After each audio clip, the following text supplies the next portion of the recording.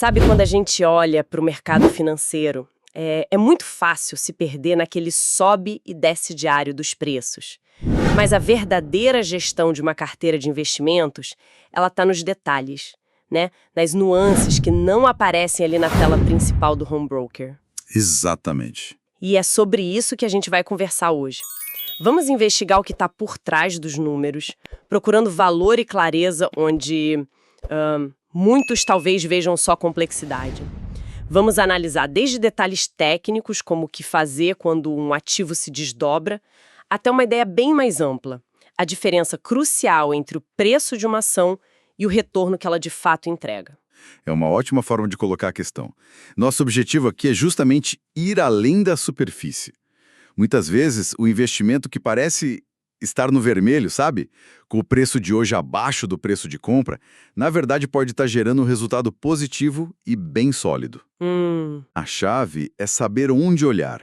Vamos usar alguns exemplos práticos para mostrar como informações que já são públicas, como um dividendo que foi anunciado, podem mudar completamente a avaliação de uma oportunidade. É quase como ser um detetive do mercado, juntando as peças que estão ali disponíveis para todo mundo, mas que nem todos se dão ao trabalho de conectar. Gosto dessa analogia do detetive, e um bom ponto de partida para essa investigação é um instrumento bem específico do nosso mercado, as units. Eu sempre achei um conceito curioso. Em vez de comprar uma ação, a pessoa compra um pacote que vem com diferentes tipos de ações juntas. Isso. Usando o exemplo da Sanepar que a gente analisou, cada unit é um combo de uma ação ordinária com 4 ações preferenciais. A minha primeira pergunta é: por que alguém se daria o trabalho de comprar esse pacote e depois desmontar, separando as ações? Qual é a vantagem? Olha, o que é fascinante nesse caso é que a resposta não tem nada a ver com a estratégia da empresa ou com o fundamento do negócio. Ah, não. Não. O motivo é puramente tributário, uma otimização fiscal. Tributário? Como assim? Funciona assim. Quando alguém vende ações individuais, as ordinárias ou as preferenciais, existe uma regra de isenção de imposto de renda para vendas de até R$ 20 mil dentro de um mês. Certo, a famosa isenção. Exato. Se o lucro estiver dentro desse limite, não se paga imposto. Acontece que essa regra, ela não vale para as units. Tá, então é aí que tá o pulo do gato. Quer dizer que, ao manter a units, o investidor abre mão de um benefício fiscal que teria se possuísse as ações separadamente. Precisamente. É uma manobra puramente administrativa, então, não muda o ativo em si, mas pode economizar um bom dinheiro em impostos no final do mês. É o tipo de detalhe que muito investidor de varejo deixa passar, né? Exatamente.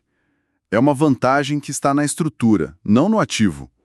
Ao fazer o desdobramento, o investidor ganha flexibilidade para vender as ações em lotes menores, aproveitando essa isenção. Faz sentido. É uma estratégia inteligente para otimizar a carga tributária sobre os ganhos. Ok, isso soa ótimo na teoria, mas eu imagino que a contabilidade por trás disso comece a ficar bem complicada. Se você separa o unit em 5 ações, como você atribui um custo de aquisição para cada uma delas? Não pode ser tão simples quanto pegar o preço pago pela unit e dividir por 5, né? Já que elas têm valores diferentes. E não é mesmo. Esse é um erro comum que pode levar a um cálculo completamente errado do lucro e, claro, há problemas na declaração de imposto. Imagino. O procedimento correto exige um pouco de pesquisa. O primeiro passo é voltar no tempo e encontrar a data exata em que a unit foi comprada. Ok. Com essa data em mãos, o segundo passo é pesquisar qual era o preço de fechamento de cada uma das ações individuais naquele dia específico. No exemplo que analisamos, a compra da unit foi em 11 de janeiro de 2023. Naquela data, a ação ordinária da Sanepar fechou cotada a R$ 3,37. Certo. E a preferencial a R$ 3,46. Esses valores se tornam o novo custo de aquisição oficial para as ações que surgiram do desdobramento. Entendi. É um trabalho manual, mas faz todo sentido para ter o valor correto. Mas o cenário real pode ser ainda mais bagunçado. E se o investidor não está começando do zero? Vamos imaginar a situação que estava no material. A pessoa já tinha uma posição grande, quase 8 mil ações preferenciais da Sanepar, com um preço médio de R$ 5,36. Certo.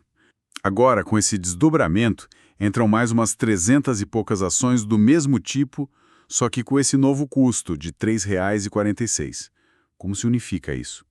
Parece uma receita para uma dor de cabeça. É exatamente nesse ponto que a disciplina do investidor é testada. A solução é o que a gente chama de cálculo do novo preço médio ponderado. Não é complicado, mas exige organização. É preciso juntar os dois lotes e encontrar o novo custo médio. Primeiro soma-se a quantidade total de ações. As 7.821 que já existiam, mais as 336 novas, o que dá 8.157 ações. Ok, a quantidade total. Depois, o custo financeiro total. Multiplica-se a quantidade antiga pelo preço médio antigo e a quantidade nova pelo preço de custo novo. E soma os dois. No exemplo, o custo total para ter todas essas 8.157 ações foi de mais ou menos R$ 42 mil. E o passo final, imagino, é dividir um pelo outro. Exato. Você divide o custo total, os R$ 42 mil, pela quantidade total de ações, as 8.157.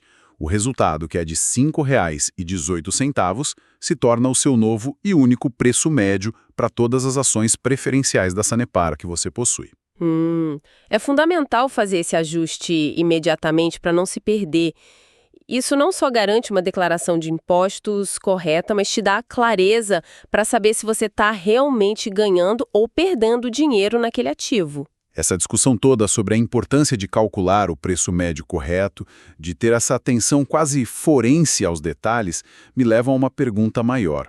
O que a gente está realmente medindo quando olha para a nossa carteira? Ficamos obcecados com a variação diária, com o vermelho e o verde na tela, mas o exemplo da Petrobras no material é perfeito para mostrar como essa visão é limitada. É o erro mais clássico do investidor. Ficar olhando a cotação o dia todo é como tentar entender um filme assistindo a um único frame. É uma informação, mas falta todo o contexto. Boa analogia. A métrica que realmente importa, o filme completo, é o retorno total. E o caso da Petrobras ilustra isso de forma brilhante. Exato. Na carteira analisada, a linha da Petrobras mostrava uma variação de preço negativa em 1,68%. O motivo era simples. O preço médio de compra era de R$ 31 e a cotação do dia estava em R$ 30,49. Qualquer um que olhasse só para isso pensaria: estou perdendo dinheiro com essa ação. A sensação é ruim, o número é vermelho. Só que, enquanto o preço no mercado variava, outra coisa acontecia. A empresa estava depositando dinheiro, na forma de dividendos, na conta do investidor. E esse valor, no período analisado, correspondeu a um retorno de 4,95% sobre o capital investido. Isso nos leva a uma pergunta fundamental. O que é melhor? Uma ação subir 10% no preço ou a ação ficar estável e te pagar 10% em dividendos? Essa é uma ótima pergunta. Um crítico poderia argumentar que, ao distribuir os lucros, a empresa está abrindo mão de reinvestir esse dinheiro para crescer mais, o que poderia levar a uma valorização ainda maior no futuro. Sim, é um argumento válido. Ou seja, a pessoa recebe um dinheiro hoje, mas talvez perca uma valorização maior amanhã. Como se equilibra esses dois lados? Essa é a essência do debate entre estratégias de valor e de crescimento, e não tem uma resposta única. Mas o dividendo oferece duas vantagens poderosas que a valorização não oferece. A primeira é o controle. O dinheiro volta para sua mão e você, o investidor, ganha autoridade para decidir o melhor uso para aquele capital hoje. E talvez não seja na mesma empresa, né? Exatamente. Talvez a grande oportunidade do momento esteja em outra empresa, como o BB Seguridade ou o Odontoprev, que são mencionadas nas análises. Você recupera o poder de alocação. E o segundo ponto, que me parece igualmente importante, é a diluição do risco. Perfeito. Cada real recebido em dividendo é um real de retorno que já foi realizado. Tá no bolso, tá seguro. Reduz a exposição àquela única empresa. Se o futuro da companhia for ruim, aquela parte do retorno já está garantida. Perfeito. O dividendo é um retorno concreto, enquanto a valorização do preço é, até que se venda, um retorno potencial, de papel.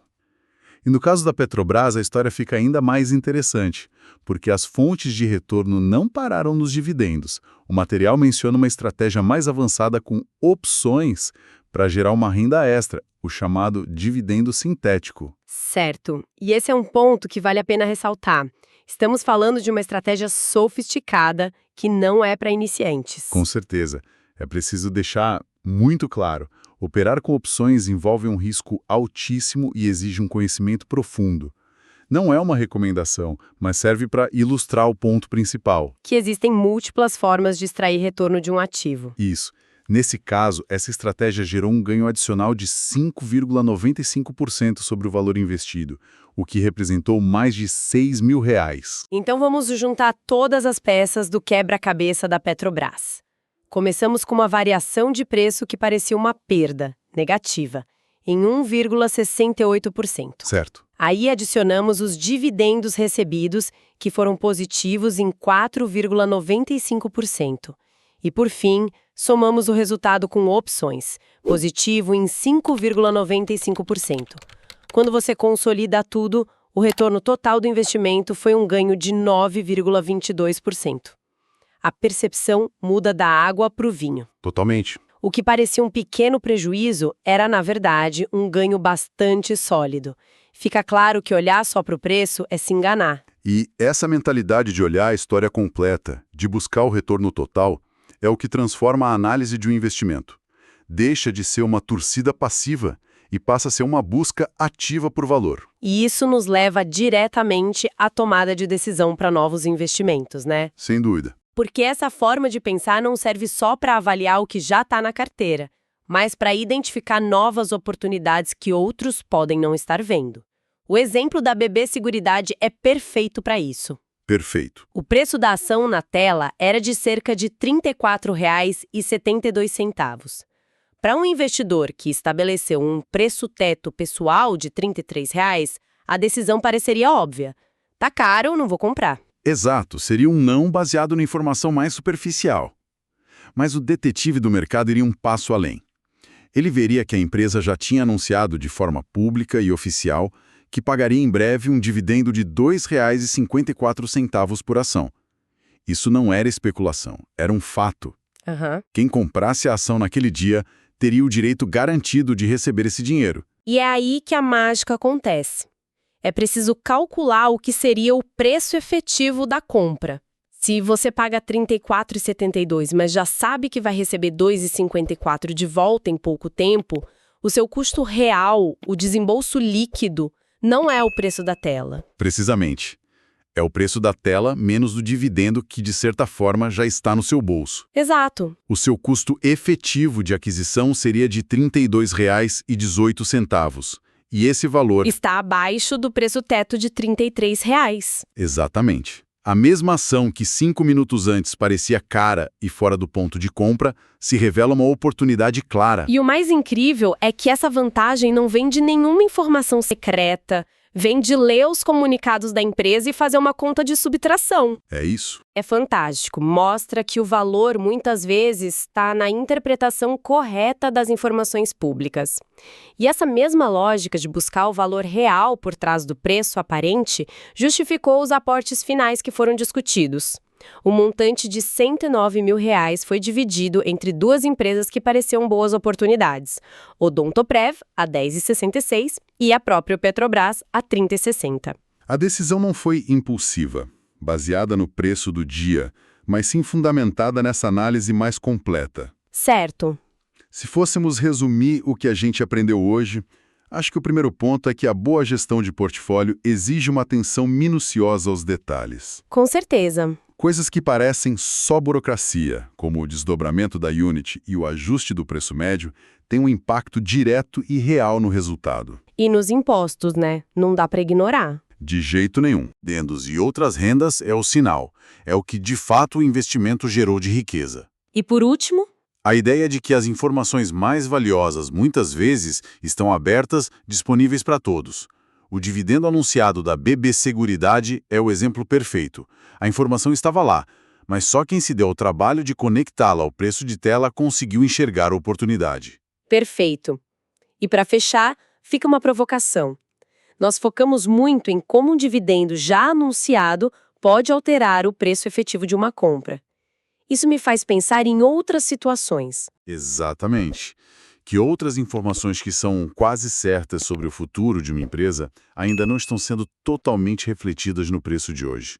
Pense num plano de recompra de ações massivo que já foi anunciado.